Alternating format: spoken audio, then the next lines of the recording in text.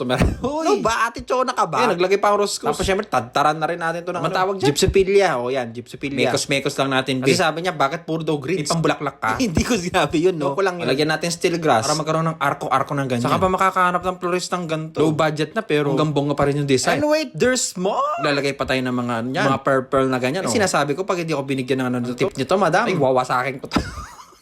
Taray mo! Tap ka na, Komi. Kasi mo na yung paglalagay mo ng lulo na Para yan. mas maging maganda tsaka matuwa yung customer mo. Maganda ka, paso-paso pa ako dito. Kakalagay ng lulo. Naman ako bibigyan ng tip. Hindi man. Huwag lang yun, mga B. O, ito na nga, mga B. Tapos ng ating arrangement, At naganda naman yung customer natin. sabi niya, kahit na malit na budget lang daw, eh, kaya kong pagandahin. sabi ko, nasaan yung tip ko? sa isip ko lang yun. Wala, hindi ako binigyan ng Ay, tip. mga B, nagandaan ba kayo? Kung nagandaan kayo mga B, comment down below. Siyempre, wag nyo din kakalimutang i-share ang video na ito. Kasi ang ganda-ganda naman talaga. Yung mga lulu pang Hindi ganyan. lulo, pearl to pearl. Kung anong makinita nyo, baka kayo manalo ng Gcash. Share nyo na. Follow na rin kayo pag di pa kayo nakapollow. Sinasabi ko sa inyo. Gigil niya ako.